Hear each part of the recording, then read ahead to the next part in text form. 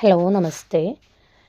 ഇന്നത്തെ ഈ വീഡിയോ ക്ലാസ്സിൽ പറയാൻ ഉദ്ദേശിക്കുന്നത് ദ്വിവേദി യുഗ് കി പ്രമുഖ് പത്രികായം ഒരു സമ്പാദക് എന്നുള്ള ടോപ്പിക്കാണ്. കഴിഞ്ഞ ക്ലാസ്സിൽ നാം ഭാരതേന്ദു യുഗത്തിലെ പത്രികകളാണ് നോക്കിയത്. ഈ ക്ലാസ്സിൽ ദ്വിവേദി യുഗമാണ്. ഇതിലൊരു 9 പത്രികകൾ വരുന്നുണ്ട്. അപ്പോൾ ആദ്യം നോക്കാം. സരസ്വതി എന്ന് കേട്ടാൽ തന്നെ നമുക്ക് ഓർമ്മ വരണം, ആചാര്യ മഹാവീർ പ്രസാദ് ദ്വിവേദിയാണ് ഇതിൻ്റെ സമ്പാദക്. പ്രകാശൻ സ്ഥാൻ ഇലഹാബാദാണ്. പ്രകാശൻ വർഷ 1900 അടുത്തത്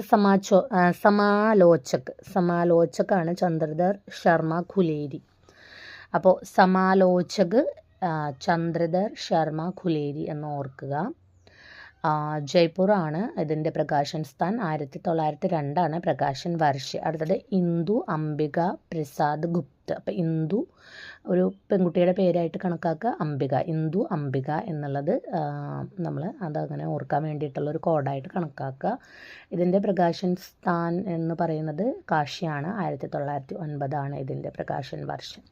അടുത്തത് പ്രതാപ് ഗണേഷ് ശങ്കർ വിദ്യാർത്ഥി. നമ്മൾ കഴിഞ്ഞ ഇതിൽ കോഡ് പറഞ്ഞ പോലെ ഗണപതിക്ക് പ്രതാപമുണ്ട് എന്നുള്ള രീതിയിൽ ജസ്റ്റ് ഒന്ന് കണക്ട് ചെയ്യുക. കാൺപൂറാണ് പ്രകാശൻ സ്ഥാൻ. പ്രകാശൻ വർഷ വരുന്നത് 1913. അടുത്തത് മര്യാദ കൃഷ്ണകാന്ത് മാളവീയ. കൃഷ്ണന് മര്യാദയുണ്ട് എന്ന രീതിയിലൊന്നും കണക്ട് ചെയ്യാം. പ്രയാഗിലാണ്. 1909 പ്രകാശൻ വർഷ. അടുത്തത് പ്രഭ കാലൂറാമാണ്. കാലു എന്ന് പറഞ്ഞാൽ കറുപ്പല്ലേ, പ്രഭ എന്ന് പറഞ്ഞാൽ നല്ല വെളിച്ചം എന്നുള്ള മീനിങ് ഒക്കെ അല്ലേ. അപ്പോൾ നേരെ ഓപ്പോസിറ്റ് പ്രഭ കാലു, പ്രഭ കറുത്തത് എന്നുള്ളത് ജസ്റ്റ് അങ്ങനെ ഒന്ന് ആലോചിക്കുക കേട്ടോ. പ്രഭ കാലൂറാം. അടുത്തത് അതിൻ്റെ പ്രകാശൻ സ്ഥാൻ ഖണ്ഡുവയാണ്. 1913 തന്നെയാണ്. അപ്പോൾ പ്രതാപും പ്രഭയും 1913 വരുന്ന പ്രകാശൻ വർഷം വരുന്ന പത്രികകളാണ്. അടുത്തത് സുദർശൻ ദേവകി നന്ദൻ ഖത്രിയാണ്. സുദർശൻ ദേവകി അങ്ങനെ ഒന്ന് കണക്ട് ചെയ്യുക. കാശിയാണ് പ്രകാശൻ സ്ഥാന്. വരുന്ന വർഷം 1900. അടുത്തത് പാട്ടലിപുത്ര കാശി പ്രസാദ് ജയ്വാൾ. പാട്ടലിപുത്ര ഒരു പുരാതനമായിട്ടുള്ള ഒരു ചരിത്ര പ്രസിദ്ധമായിട്ടുള്ളൊരു സ്ഥലമല്ലേ. അപ്പോൾ കാശി അങ്ങനെ കണക്ട് ചെയ്യുക. കാശിയും പാടലിപുത്രം. ഇപ്പോൾ കാശി പ്രസാദ് ജയ്വാളാണ്. ജായസ്വാളാണ് കേട്ടോ. പാട്ടലിപുത്ര കാശി പ്രസാദ് ജായസ്വാൾ എന്നാണ്. അടുത്തത് അത് അവരുടെ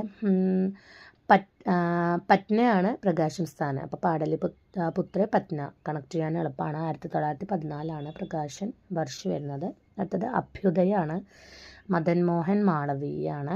അപ്പോൾ മദൻ മോഹൻ മാളവീയ. അഭ്യുദയ എന്ന് കേൾക്കുമ്പോൾ തന്നെ ഉദയം ആണല്ലോ. അപ്പോൾ മദൻ മോഹൻ മാളവീയ എന്നുള്ളത് നമുക്ക് ഓർമ്മ വരണം.